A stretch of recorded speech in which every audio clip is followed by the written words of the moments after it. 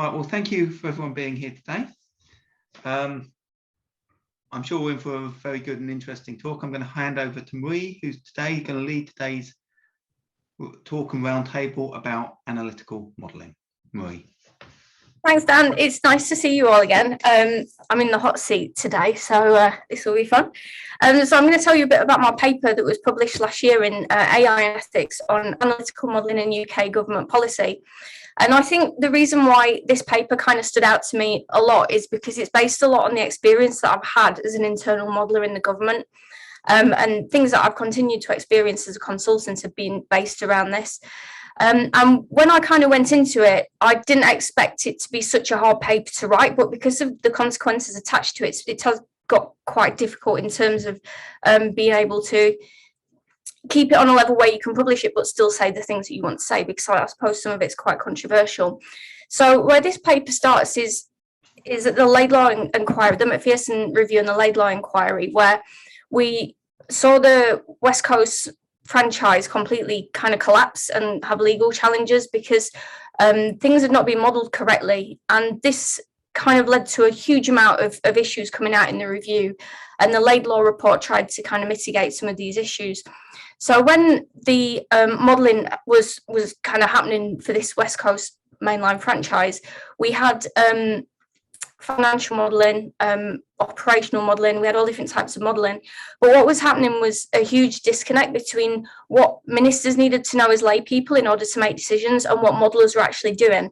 And a huge amount of this, and I'll probably say 90% of this, is all human factors related. The technical work at that point was not the work that was in question, even though that it could have been what was in question.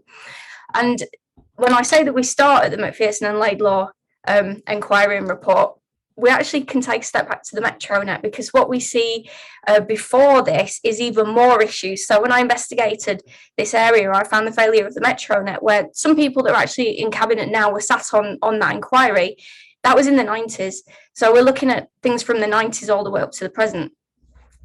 So the kind of offshoot of the Laidlaw report, looking at how we can kind of fix some of the issues that were found in terms of this franchise collapse, looked at things like leadership. What was the leadership doing? Were they communicating? And it turned out that the leadership were kind of trying to not hide things per se, but just kind of say you can't do certain things, or you need to do them in this way. And as a modeler or a technical practitioner, you do not have the authority to challenge. You need to just do what we're telling you to do and then give us the answers.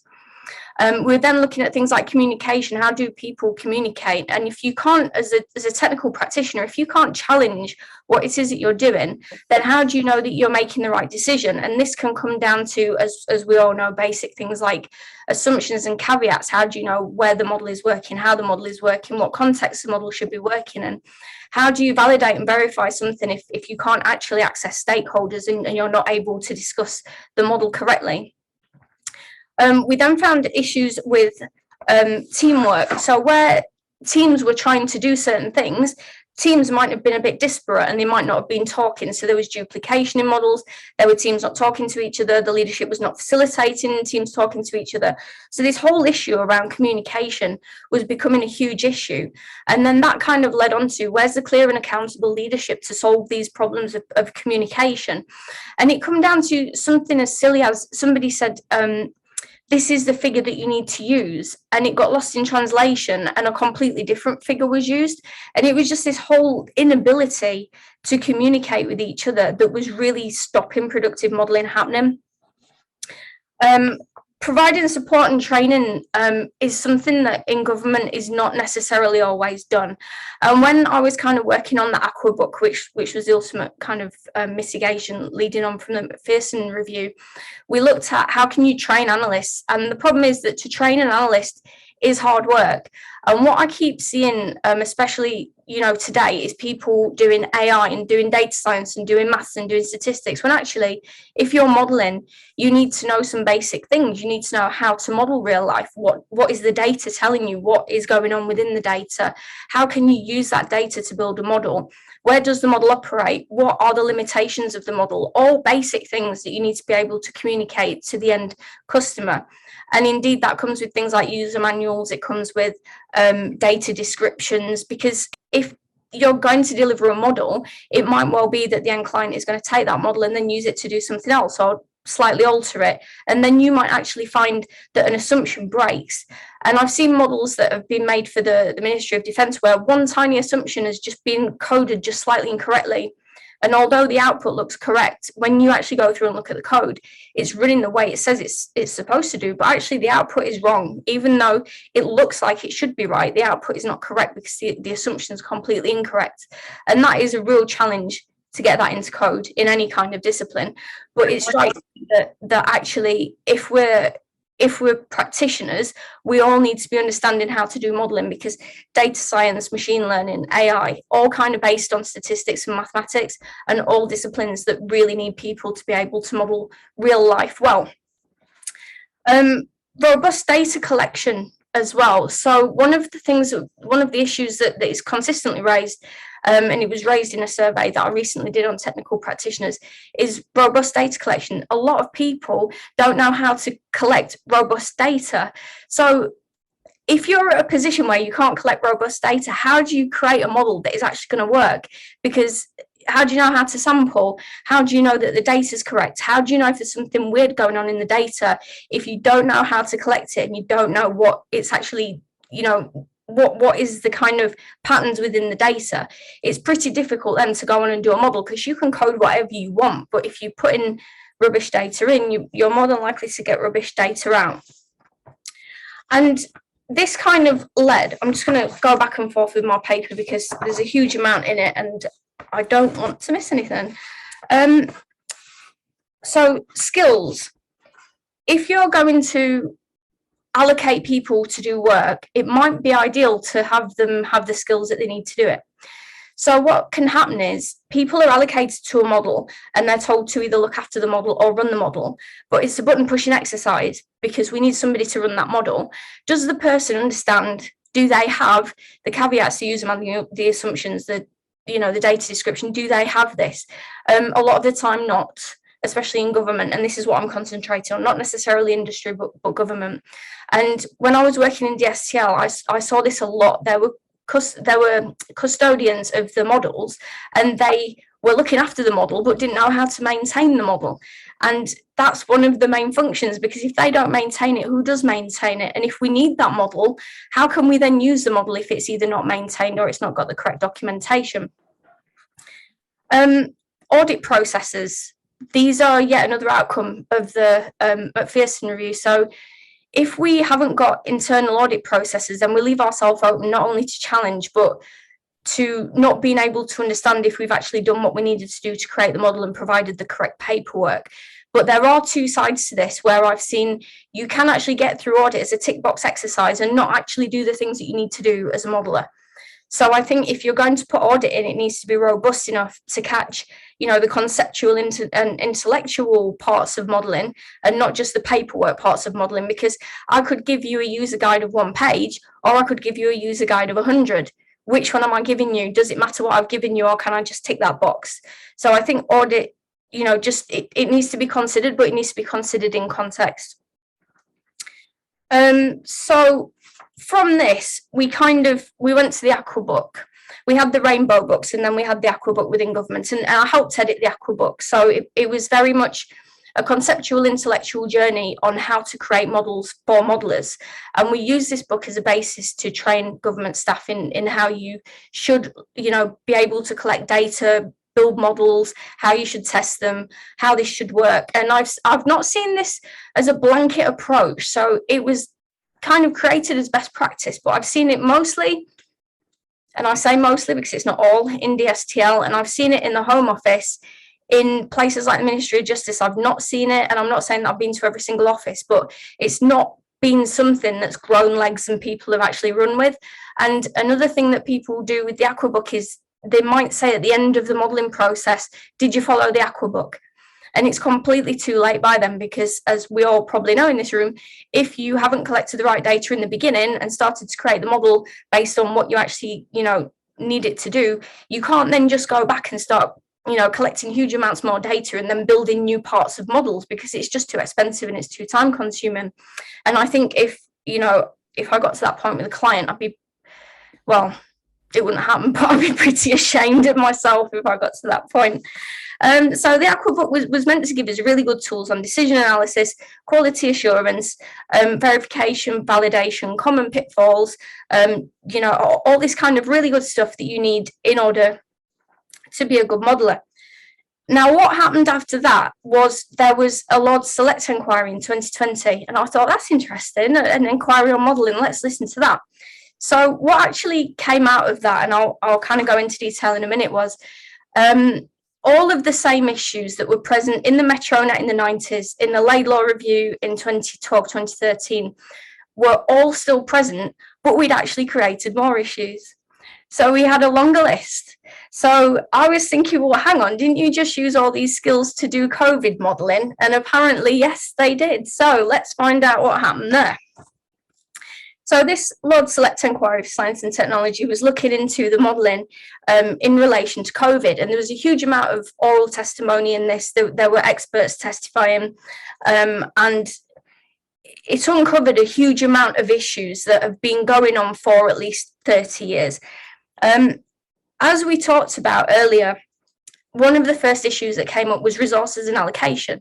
So if you haven't got the staff and you can't allocate them and they haven't got the time, you can't really do any reasonable modelling. And then what happens is people can get pressured into doing things where they haven't got the time to do it. And one of the criticisms was, well, actually, you asked for modelling on the Saturday and then it needed to be on the Monday. When do you want me to do this? Or you've given me 2 days to do something. How am I supposed to do it? It's not possible. And if you've not got staff allocated to it either, and then you throw stuff in at the last minute, there's just no way that you can actually verify and validate that model and then move on to use it for something useful. And that kind of escalated into the validation and verification on some of the models that were being used weren't happening.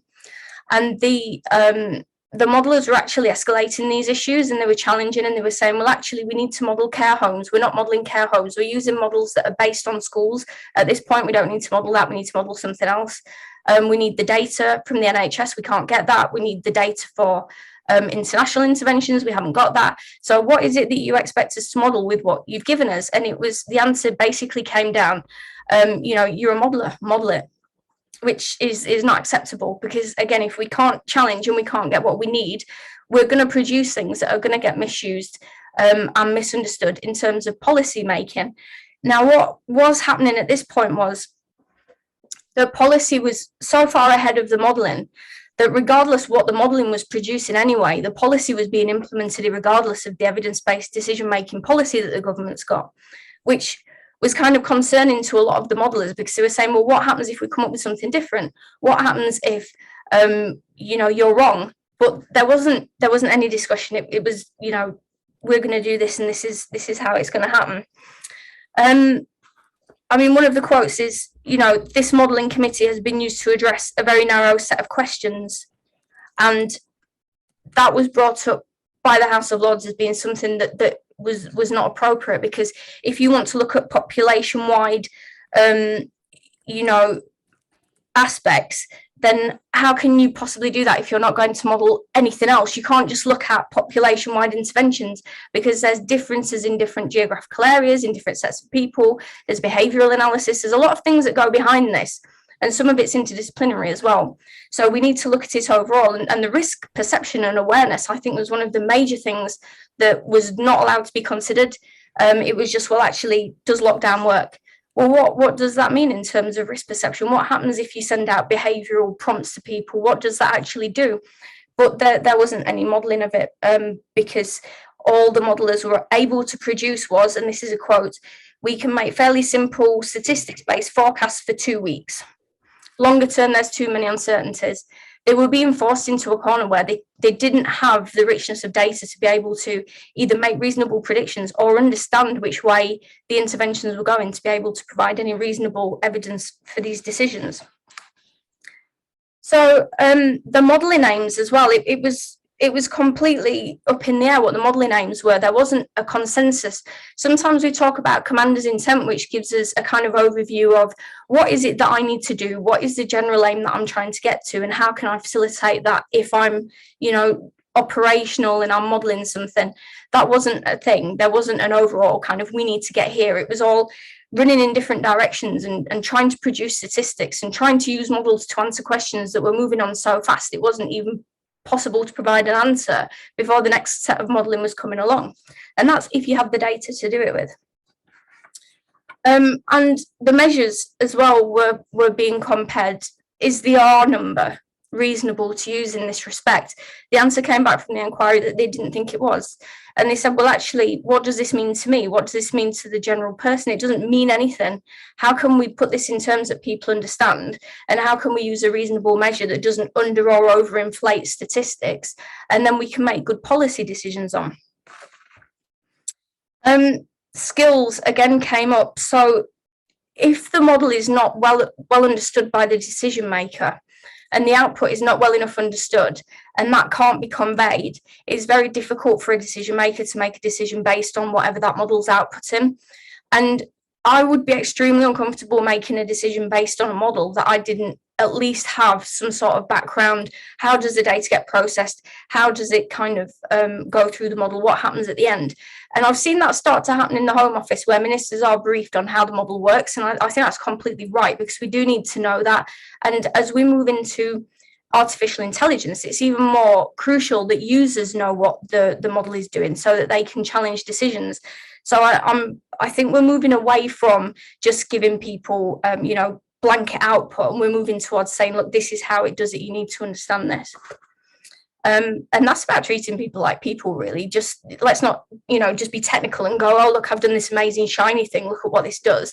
That's, I think we've seen in the legal challenges of the last few years that that's just not helpful.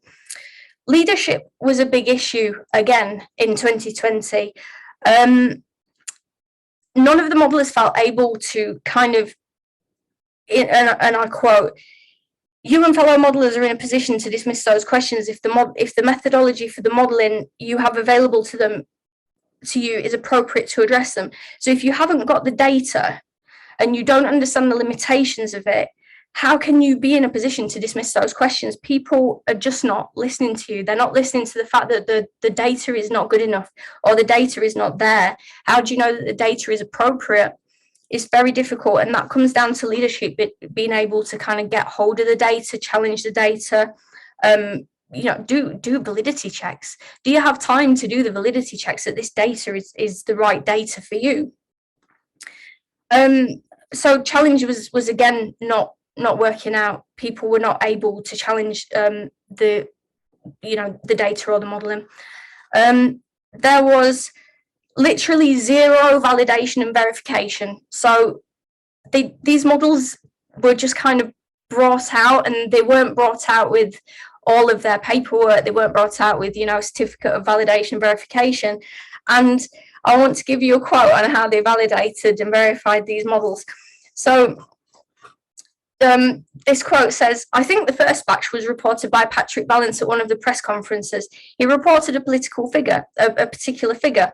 So I immediately asked my team, what's our model saying about last week's antibody positives? They said, it predicts about 6%, which was exactly what Patrick Vallance had said. So we felt reassured that our model had successfully captured something that it had not had any data inputs for.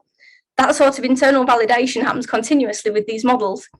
I'm not sure about you, but I would be extremely concerned if I was validating and verifying my model off the back of a press conference where I didn't know where they got the data from in the first place and I couldn't validate my own data. I think I'd be a little bit concerned. So I can understand why a lot of these things were said at the Lords Select Committee, because it's, if you can't do your job properly and ethically, it just makes you wonder what's going on, and actually how are you impacting society when you're doing this? Because you could be making look at the policy that happened in 2020. You could be doing some serious damage potentially if you don't have this information that you're asking for. You can't challenge the models, you can't get what you need, and then you're giving numbers that are actually driving some serious policy there. I do a lot of modelling for defence, but I think this was some serious, decision making that was going on here. So The next one is a senior responsible owner. Now, in the McPherson review, there were senior responsible owners or model custodians for the models that were being used. However, by 2020, there didn't appear to be any. So we've kind of gone on a backwards slide there from kind of saying, okay, we'll just allocate, if you've got the skills or not, we'll allocate a model custodian, which is, you know, maybe better than nothing. At least the paperwork might be updated, to not really having any. And I think there is an argument that if you've got any models that are going to be used for serious interventions or emergencies, like the hospital bed model that was used by DSTL for 2020, which I think might have needed some of this paperwork sat behind it, I think we need to keep those in a state of readiness, so that if something happens like this again, hopefully not, or anything, you know, big emergencies, all that kind of thing, if something happens again, we've got the models and we can pull them out and we can say, right, we can use these. I mean, we have a suite of models for defence where we can pull them out in a war and we can say, right, we'll go and do this, this and this. I wouldn't say that they're the best kept models, but at least they're kept in some sort of reasonable manner. I think they should be kept better. I think all of these models should follow the Aquabook process in terms of validation, verification, audit, and the modelers should be trained and they should be able to use them properly and people should understand them, because if these are the models that are making such big decisions on our lives, and in the last 2 years we've seen some huge decisions made, then I think we deserve those decisions to be made correctly and on the basis of evidence, not on the basis of you know, really poor practice, as it turns out. I've got policy becoming divorced from the modelling. In the past, it's been the case in the MetroNet and McPherson that policy was kind of in some way based on the evidence, even if it was kind of incorrect. But now we've got policy not being based on the evidence at all, and just going ahead and putting policies in without even checking that they're the correct policies to use. At that point, I'm not sure where we're at, because we've got government modelers for a reason. We've got modelers for a reason. I'm not really entirely sure why we'd be putting in policy that's not proven. But that, again, was something that was happening in the inquiry. Modelling was incorrectly discounted. So I've got another quote that says, with regard to age and social distancing, there is an enormous amount of modelling activity going on around the world. We've done a lot of work on this in my own group, and there's work out there, but it's not what's being fed down by Sage in the Cabinet Office.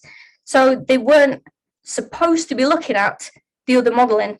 If there's modelling taking place around the world and it's being done in, you know, best practice, or it's being done at all, it's worth looking at this modelling just to see what are they doing, what are they getting, what are their results, where are they getting their data from, what type of data are they using, is their data appropriate, what can I learn? But that was just, it was completely discounted. So that opportunity to learn and to take maybe best practice or, you know, techniques on board, or just to say, whoa, hang on, look at that, what's going on there? There wasn't the time, there wasn't the inclination, and in the end, the modelling was just discounted. Best practice in interdisciplinary working is something that I've spent a lot of time writing on and publishing on, because if we want to kind of create models that work for everybody, we necessarily need an interdisciplinary team. So if we're going to look at kind of AI-based models, we need maybe a philosopher, maybe a psychologist, a sociologist. Some of this stuff is really niche. If we're looking at Excel models in defence, we need a stakeholder. We need to be able to ask them what the deal is. Is this data the right data? Do you think that I should be using something else? Do you think this modelling hits the assumptions that you need? We need maybe somebody to collect the data, maybe somebody to do the paperwork, but we definitely need to look at what are the assumptions. And in defence, a lot of that's going to come from the military expert, but in industry, because some models are quite wide ranging, it needs a real team of industry experts in niche areas. And that's why we get more philosophers at the minute in AI startups, because we need that input, because it's very easy when you're doing things that affect society to get that wrong. And I would rather somebody take that little bit longer to create a model and spend that bit more time to do it, and then get that right with less negative impact on society, than just rush and say, this is my shiny thing, give me some money for it, I want to put this in, I want to implement it, and then say, oh, well, actually now I need to reverse engineer a load of stuff, I've had a PR disaster, there's been X amount of people disadvantaged, but it's okay, it's just user issues, we'll just fix it.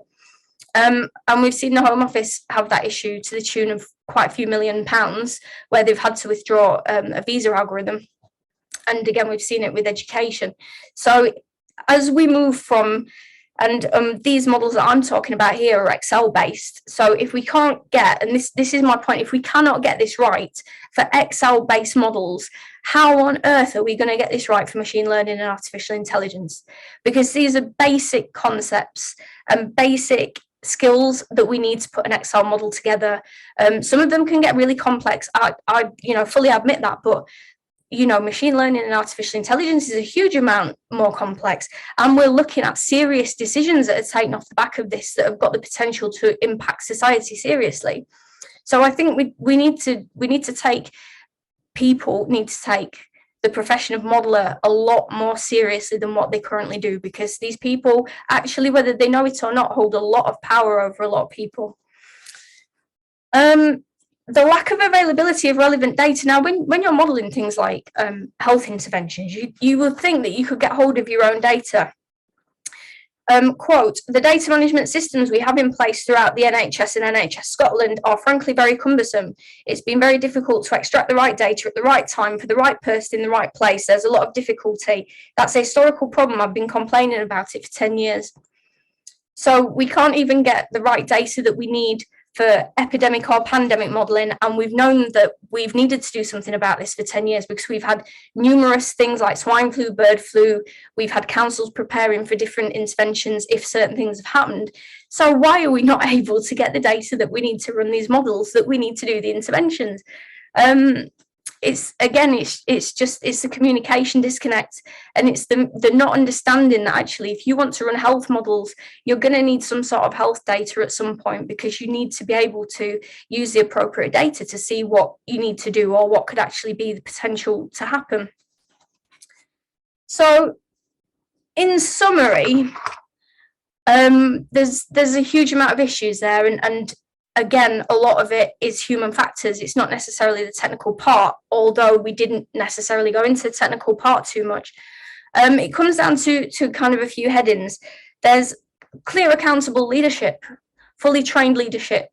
People managing technical teams are not necessarily technical. They may not necessarily need to be technical, but they need to understand how modelers work. They need to understand the processes for modeling, and they need to understand what the decision makers need from the model. And leadership then need to be able to respect the modelers as professionals that know what they're supposed to be doing, because let's face it, none of us do this without a significant amount of training, and they need to be able to push back, get the appropriate data, help the modelers facilitate them to do their job correctly so that we can help people, not disadvantage people. In my opinion, I would say that the reason that Aquabook did not get picked up more widely was due to leadership. It was due to buy-in, because if we'd had better buy-in with the methodologies and they'd been explained correctly and it had been a cross-government type initiative, which it was meant to be, I think we would have had more pickup on this, and I think it could have helped. But when we come back to things like resource management and allocation of people, that's where we start to fall down again. And all these factors are working in tandem, because you can have the greatest leadership pushing back, but if you've not got enough people and you've not got enough money, again, you're going to get stuck. So facilitating constructive challenge, again, is to do with leadership. I would suggest that modelers need to be able to challenge what's going on. They need to be able to challenge data, assumptions. They really need to be able to speak to the stakeholders, because if you're working through a filter every time you need to speak to a stakeholder, the message can get badly understood.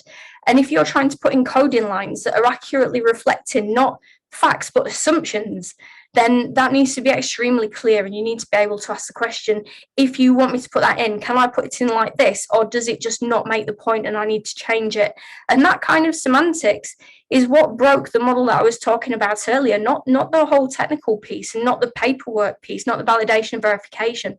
The fact that the assumptions were just slightly wrong in terms of English understanding of a word, which seems that would, not be a factor in an Excel model, but it was. And then moving forward into AI and machine learning, when we're doing even more complex things in terms of psychological, things and manipulation and reflections of society, those are going to become even more critical to be understood. we've got existing modelling best practice, so why aren't we using it? So I would suggest that if we do have it, and we do have it, we've got the Aquabook, we've got the Rainbow books, we've got some really smart people that have put all this stuff together. Why not use it?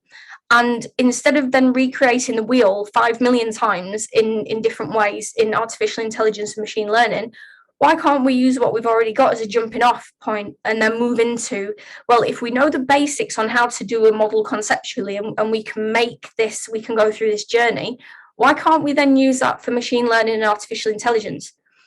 Yeah, the technical part of it might be a bit more difficult. Yeah, the data part of it might be a bit more difficult. But if you don't know the basics, where do you start from? So I think there's something to be said there about, working with what we already have and then developing it for the future. We need to provide support and training for practitioners, because if we're not going to let our practitioners keep up to date with their skills, and we're not going to train them, and then we're not going to support them in their learning, what do we actually have? We've got people that are sat there maybe pushing buttons and saying, right, I'll push a button and that happens. That looks normal because that's what normally happens. The amount of times I've been in to look at a model and they've said to me, yeah, it's fine, it looks fine. Well, it's not doing anything what it's supposed to do. I've seen things come out like random numbers out of the back of a model, and then I look at the model workings and it's just nothing, like what is meant to come out of it. So there's an argument that people need to be able to do this. I wouldn't say that modelling in itself is a massively technical thing. I think the coding is. I think the intellectual journey to be able to deal with the data and look at what we need to do in the model and then what comes out of the model, that's not, the hardest conceptual journey. And I think that people can be trained to do that. But I think also it needs people that are highly technical to be able to understand the coding and the journey that the data is taking and how that data is being manipulated inside the model.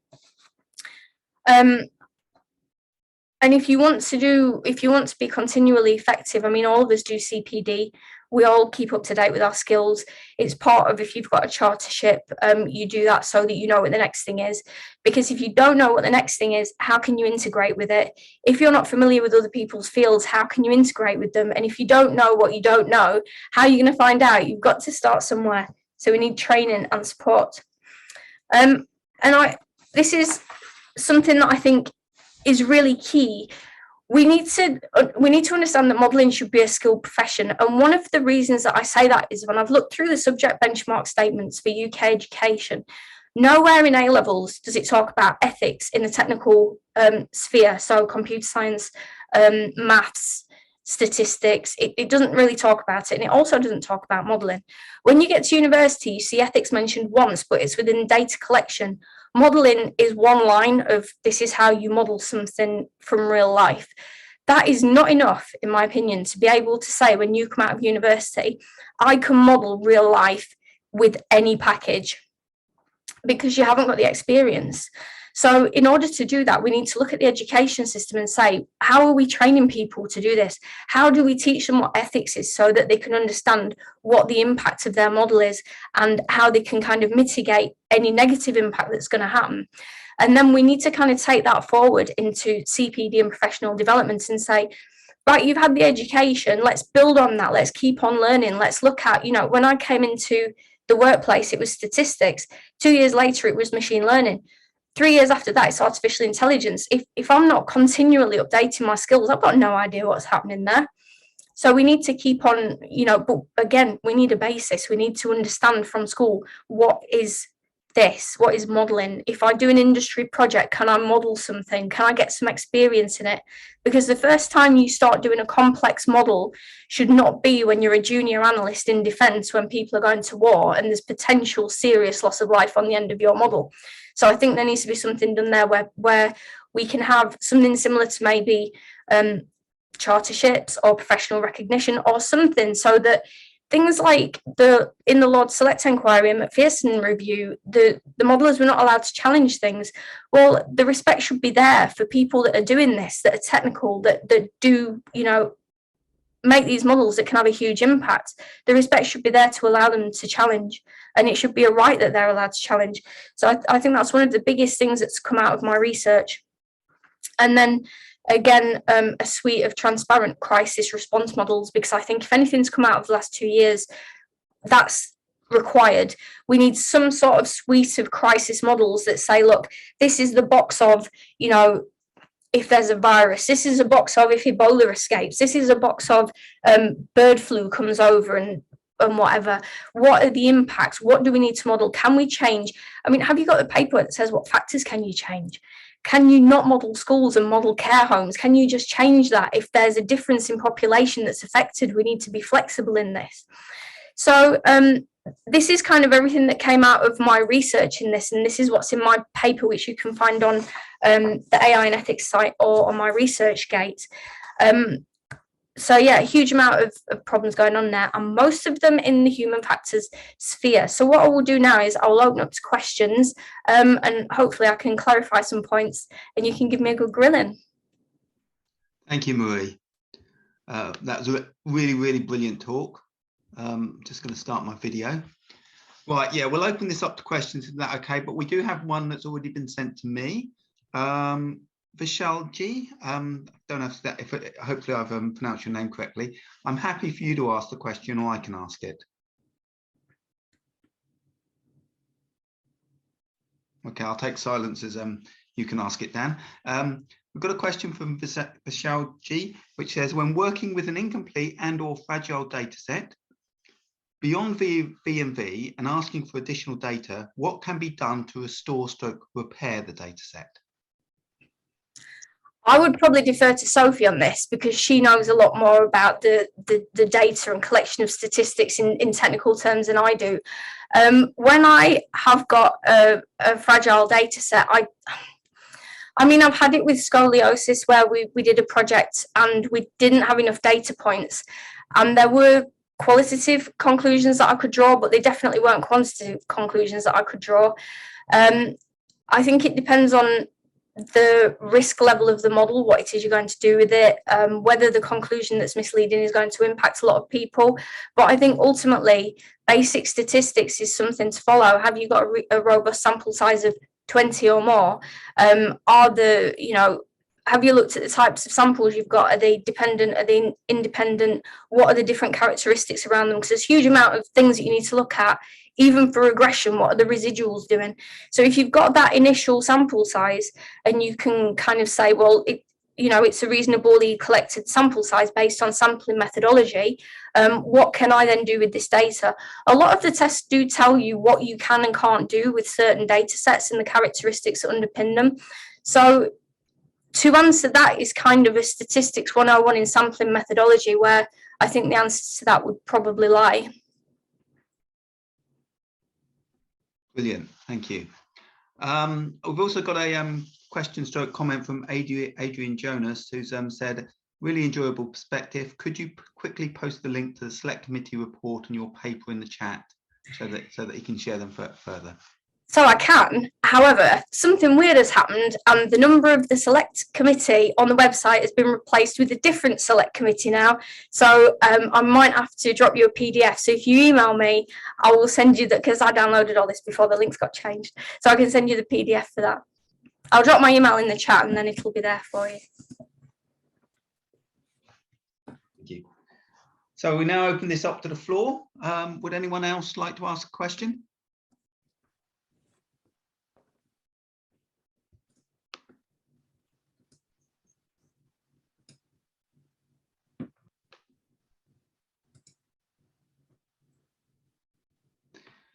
I just wanted to comment myself. There were a couple of things. One was you mentioned early on in your talk about communication being key to analytical modeling. And I mean, I would sort of like say that one of the key aspects is actually communication and shared understanding of the actual question that needs to be answered. Yeah, and that's just a comment from me rather than a question sort of thing. It just I have seen situations, particularly with young analysts, where the actual question isn't clearly communicated to them, sort of thing. You know, and I think again, particularly with young analysts, they don't feel confident in sort of like challenging, well, what do you mean by that sort of thing. I got asked a question just a week or so back about which basically said, Dan, do you have any OA tools which model the maritime environment? Great question. Great question. I sent a polite email back that said, well, what exactly do you mean? You know, here's what I can do, but, you know, the maritime environment means many different things and many different aspects need to be modeled. So what do you need to be modeled? And then we can talk data, and then we can talk potentially building models if required. So that's something like that. And the other thing I just wanted to mention, though you did sort of like come back to it towards the end of your talk, was the Aquabook. Mm-hmm. I remember, I think I remember sort of like hearing about the Aquabook and sort of like being, I think, shown it on one occasion, sort of thing, as the thing to use. I don't think I was working for DSTL at the time. I think I was working for another organization. And yeah, it didn't sort of like get into industry, did it? I think it was used at DSTL and sort of like government organizations to a certain extent, but not as far as necessarily you'd want it to be used. But it certainly, I don't think, got into industry. And I'm wondering why that was. I think, first of all, the right leadership was one thing, but I also wonder if it was a case of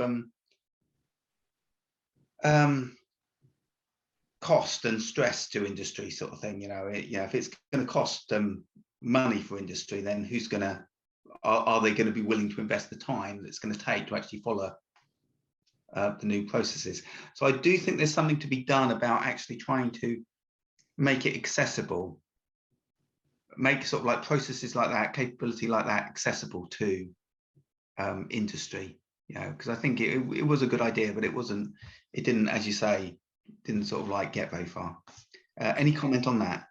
No, I think you're absolutely right, and I think a lot of the issues that have come out of my recent practitioner survey are things like how do we audit, how do we collect data? There's nothing in there that's groundbreaking, and one of the top motivations for, you know, appearing to do something, not necessarily doing it, but appearing to do something to make their modelling robust was not to have a PR disaster, because the main aim for industry is to sell stuff. I've seen models where I've said to people, oh, you know, what is it that this doesn't? Oh, I don't know. You'd have to ask the technical people. I'm just selling it. And I just think that if you've got, and it's just freely available on the website, you can download the Aqua stuff and you can use it, and you can, you know, quite easily. I wouldn't say it's too much of a burden, because what people kind of say to me is, well, does that mean another committee, you know, putting together? Does it mean an audit department putting together? Well, if DSTL can do it on like no resource, I'm sure the industry can do it, because it's actually a really good procedure to say, well, we followed these steps. We can say that we've got robust data, the model's working in this way, and this is the outcome, and this is why. And it's only going to get more of a priority to be able to do that when you're making models that affect society and the public. So to be able to put in, and the problem, I don't see it as being a procedural problem, I see it as being a training problem, because all of these analysts that are doing this work are not necessarily qualified. I've seen people that have got GCSE maths that are making massive, great big society impacting models. So if they don't know how to collect robust data, and they don't know how to, you know, check if what's coming out is correct, then there's no hope. So Aqua would actually say, look, you need to be, you know, trained to an extent. You need to know how to collect this data. Sampling methodology is such a big field, it's massive. And when you're at university, you spend a long time studying how to collect data correctly. It's not a case of just going out and finding it. You have to know how to get it and use it correctly. So to have skilled people is a big investment for companies, and this starts citing things like, well, actually we can't find people, we can't pay them enough, blah blah blah. Well, then maybe you shouldn't be making models like this, because actually you're not making them safely for people. So I think overall the audit process would potentially, I think it would highlight some massive holes within what industry are doing. I'm not saying this is all industry, because some, you know, industry professionals are really good, but it would highlight where there are gaps, where there are significant challenges, and allow the industry and the business to say, right, we need to shore this up, make sure we're not going to cause any problems when we implement this. And actually what it would do is, instead of implementing the model and then getting huge amounts of issues come back and having to spend more and more time iterating and sorting the model out and going back and collecting more data and digging into the coding, that would mostly be done towards the beginning, so that when you got to the end, it might only be fine-tuning. So the level of investment you would actually need to make in your modeling might actually be smaller, because you could face less problems at the end if you put all the effort in up front and the thinking up front. So I think there's a real benefit to being able to get something like Aqua into industry. Cool, brilliant, thank you. I can see that Jane would like to ask a question. Jane, there's a couple of questions on the slide, so I'll just quickly ask those if that's okay, and then we'll go to you if that's okay. Carrie Lou said thank you and bye, but it would be really great to get the documentation that you mentioned. So if you can send that to me, I can forward it. Yeah. Couple of questions from Vishalji again. What gives you hope for the implementation of human factors in future modelling? And when you have worked in industry to support sampling and data collection, what key training would you recommend? What gives me hope for leadership? What was the first one? Oh, yeah, let's do the first one. What gives you hope for the implementation of human factors in future modelling? At present, given the survey that I just had back, I'm a little bit sceptical, to be honest. And that's not great. But I think what is, you know, oh, well, do we need leadership in technical spheres, or shall we just build some stuff? And in academia, it's the same. The leadership is just not there, because it needs somebody that can speak technical and normal language. And those people just aren't there all the time, and they maybe don't get paid enough to do the job that they do. And it's just that whole leadership layer of being I mean, look, when you're in a normal company, who challenges anyway? You know, it's like, how are you going to go and challenge your director or your boss and say, look, this is not working? How many times would you bring up ethical issues? Because I've seen this overlooked by people that would fights all day, but they won't raise some ethical issues. So maybe that needs a reporting procedure. It needs something like you've got in safety systems in aerospace, where you should be raising these challenges and you're actively encouraged to do it, so that the leadership aren't then going, oh, hang on, this is all wrong. They're saying, well, no, look, during the reporting procedure, the data's not working. This is not working. We need to escalate it. If we actually really have to do that because the communication is just not happening, then I think we need something of that description, because we're not just making models in isolation, we're making ever bigger models that are having a bigger impact. So we need to be aware that at the end of what we do, there are people, and we could be those people, and we don't want to end up disadvantaged like other people have actually been in the last few years. So I think there is hope. There is a real good amount of good practice in industry for this, really good.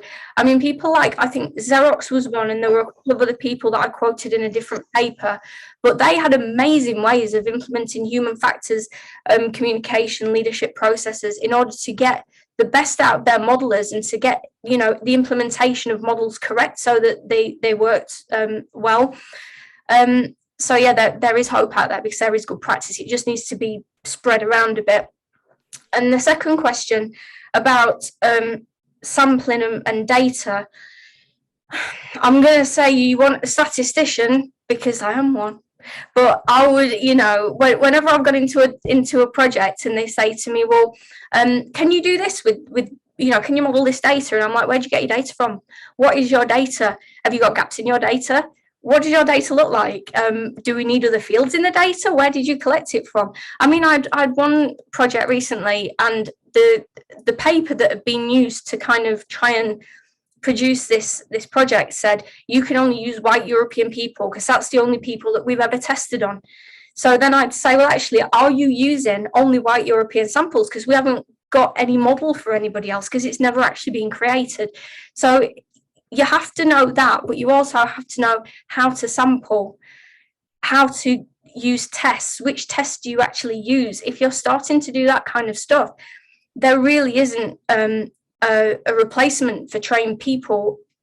Going on Wikipedia and trying to tell me how to model something is just not going to work, because it is not, you can't understand it that easily. You can't, because Wikipedia is not even right half the time, and then you want to tell me that you're going to model it in a certain way that Wikipedia tells you to. I've had that as well. Just the amount of tests you need to do to be able to perform simple statistical tests on the data to make sure it's of the right fit for that test is substantial. And if you get into small sample methodology, that's even worse. But you have to know what these tools are to be able to use them. That equals, unfortunately, a huge amount of training. That's why we all go to university for it. That's why we do CPD, and that's why we get charterships, because we're highly trained individuals in that respect. If you're a GCSE graduate and you're making Excel models, that's where the challenge needs to come in, and it needs to be, well, are you capable of doing that? Can we train you to help you on your journey? Could you eventually understand enough about this, and then could we maybe put you through a degree and say, now you can actually do it independently on your own, you're not needing a supervisor or oversight. So it's creating these pipelines as well as supporting people to do these things. It's not a case of saying, well, you're not qualified, get out of the business. It's how can we use you correctly, and if you are motivated to do this, how can we help you to get there? Brilliant, thank you very much. Jane, let's hand over to you, because I know you had a question. It wasn't so much a question, it was just a sort of reinforcing even when you've got an established model, the importance of still continuing to look at the data, because many moons ago I used to do gas demand forecasting for British Gas, which is massive multiple regression models linked to gas demand but also to weather, and we used to get our weather data, our wind data, from the Met Office, as you would expect. And after a while we thought, this is a bit odd, we haven't had a gale in the northeast for 5 years. So we sent one of the team, who happened to also have a small boat and could sail out that far, to look at the wind station, and it had actually rusted up.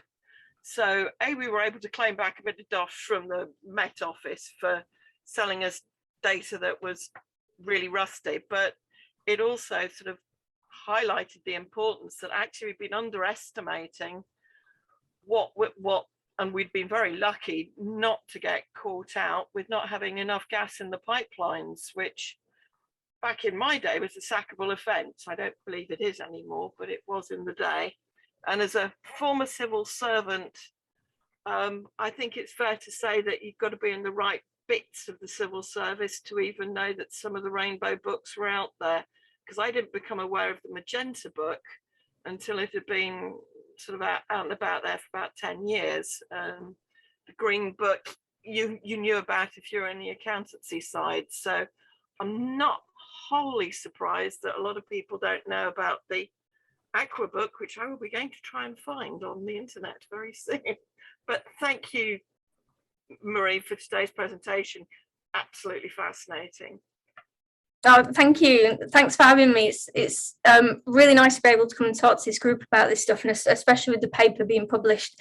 And I think you're completely right, you know, looking at the historical data as well, because I once made a model on where ships go based on 1970s data. Is that relevant in 2010? Did they care? You know, that's a challenge again. What are we doing, and is the data appropriate, and having that ability to challenge?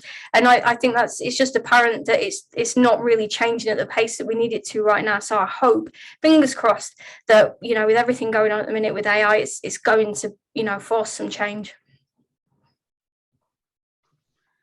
Right, thank you very much, Jane. Anyone else would like to ask a question?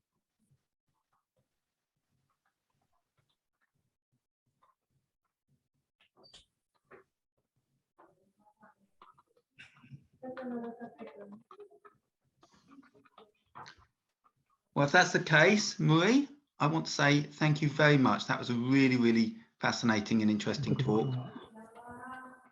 Thank you. It's been a pleasure to come and speak to the group about it. And I want to thank everyone for attending.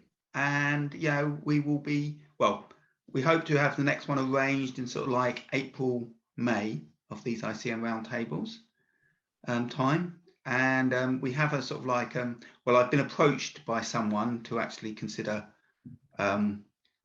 what will be done for the next talk, but I can't really talk about it at the moment because we've just literally had the idea. But I will want to speak to John, Marie, and the OR Society. So if all of those could sort of like stay on the call, and anyone else, thank you very much for your time. It's always good to see you, or not see you, but know at least that you're listening in to fascinating conversations. And hopefully we'll all see you next time as well. Thank you.